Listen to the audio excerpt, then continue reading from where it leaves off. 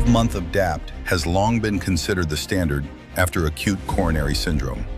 Recent trials suggest that this practice is not supported by evidence. Clinical studies are supporting a shorter DAPT duration followed by monotherapy. The content of this video has been excerpted from a webinar meeting that was organized by EOC, powered by P2P, and supported by an educational grant from AstraZeneca. And I would like to take this opportunity to discuss with you briefly why I think the current ESC 2023 recommendation on a default 12-month DPT duration is profoundly wrong, and why I hope this recommendation will be improved in the upcoming guidelines version. What is the true evidence base behind this 12-month? How strong the evidence is there?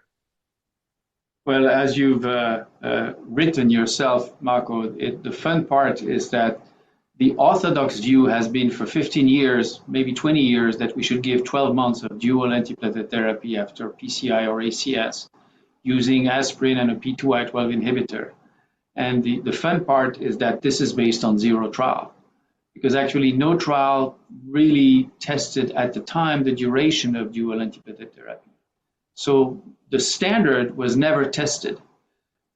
It was derived from consensus from multiple trials that actually none of which used 12 months. It's really funny. The 12-month DPT duration is in fact a full myth, because that has never been supported by real data. The guidelines kept recommending this DPT duration based on 3 studies, namely CURE, TRITON, and PLATO.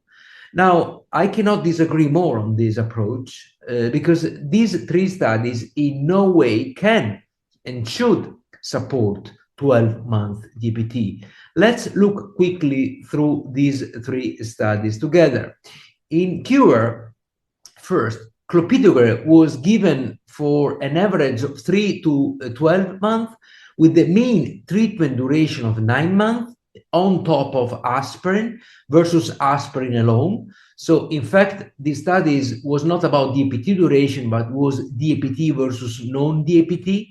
And only a minority of patients, roughly 38% of patients who were allocated to the DAPT group, really received the treatment for truly 1 year.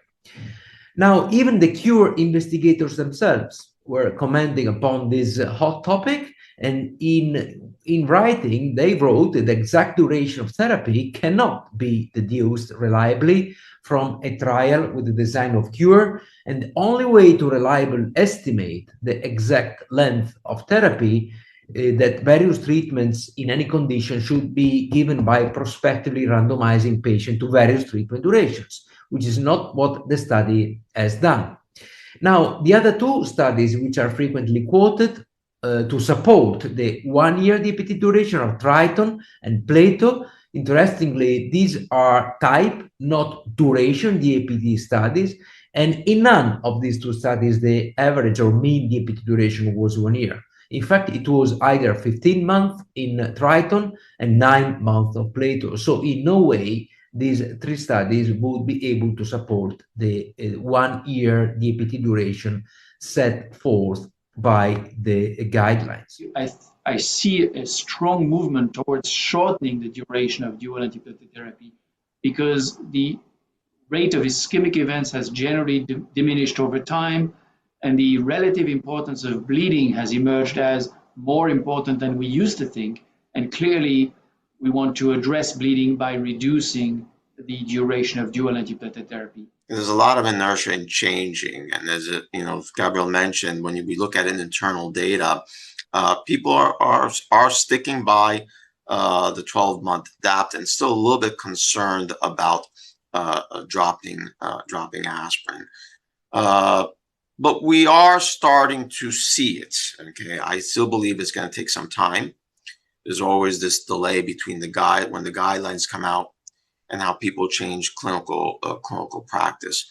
But if we strictly look at the data, and now we have a lot of data, one can make the argument that the strategy of dropping aspirin early is better than the 12-month DAPT, right? But I can say that let's just give it some time.